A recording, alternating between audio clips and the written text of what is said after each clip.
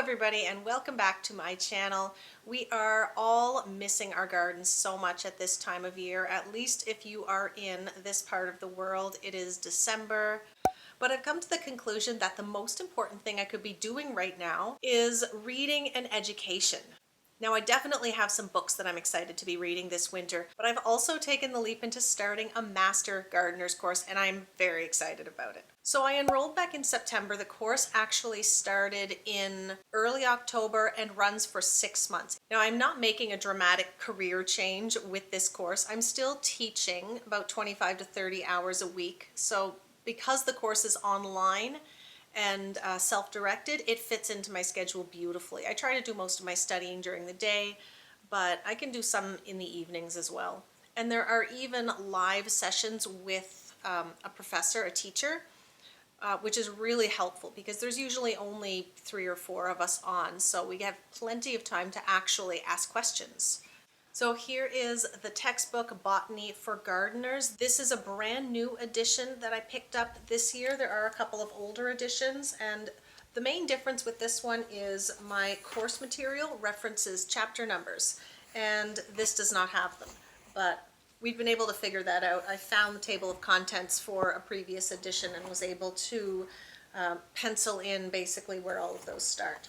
But it seems like there's a lot more information in this one, or at least a few added things that the old one didn't have. So this would be a great book for winter reading if you wanted to dive deep into plants more on the cellular level and basic soil science stuff. This has a lot of information, so that is a good one.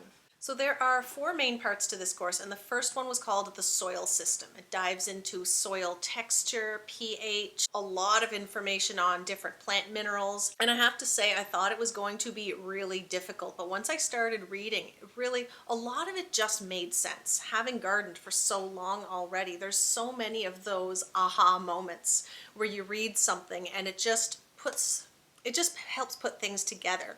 I want to show you a bit of footage that I took while I did my first assignment, which is called the Shake in the Jar test. It's a soil texture test. Basically a really simple way to figure out the percentage of sand, silt, and clay in your soil. So for this, we need a 1 liter size jar or any similar container with a tight fitting lid and fairly straight sides so that you can easily see through. Go outside into your garden. This is what I did just before the ground started to freeze, so I was a little bit late getting into this. Making sure to pull aside any mulch or leaf litter or organic layer on the top, and then take a shovelful of soil. So I used buckets and collected soil from 2 completely different locations just because I wanted to compare. My assignment only required 1 of them, and I only used 1 of them when I did the actual assignment. So I broke the chunks up as much as I could, took out the rocks. I think I even found a couple of worms in there. I took those out too.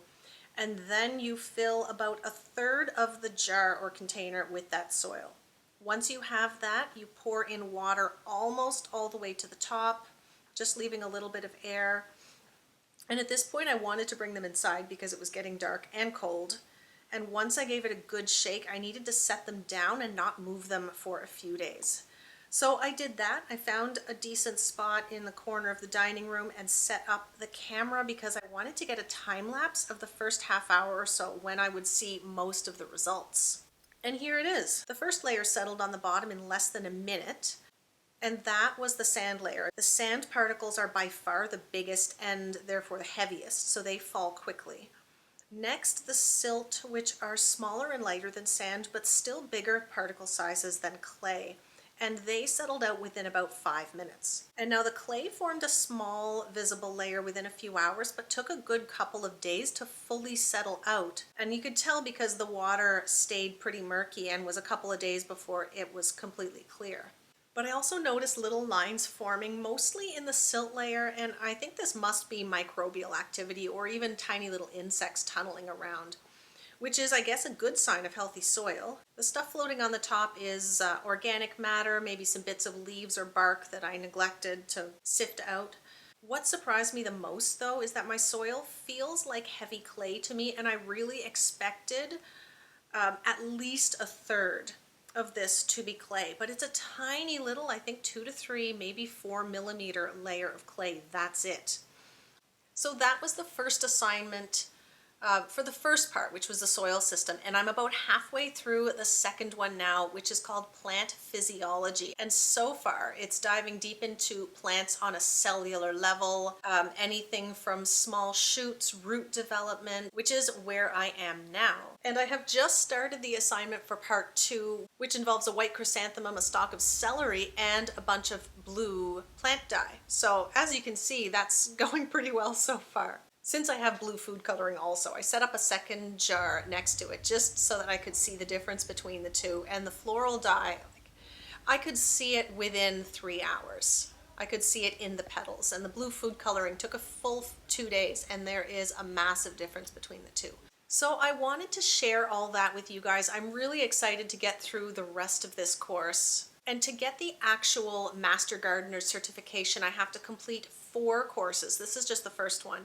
And I believe a week of in-person summer school as well. So that's going to be really fun. I don't think I will do that this summer. I can only do 2 online courses per year. So I think I will wait and do the summer school the next summer. So that would be 2024. But in the meantime, I am learning a ton, and I can already see how this is going to help me make my gardens bigger and better in 2023. Not only that, but I realized that sharing information and being a creator on a platform like this is not to be taken lightly, and I should be taking steps to expand my knowledge past what I can learn in my own garden. And with that, I would be grateful if you would like and subscribe to my channel, and I will see you next time.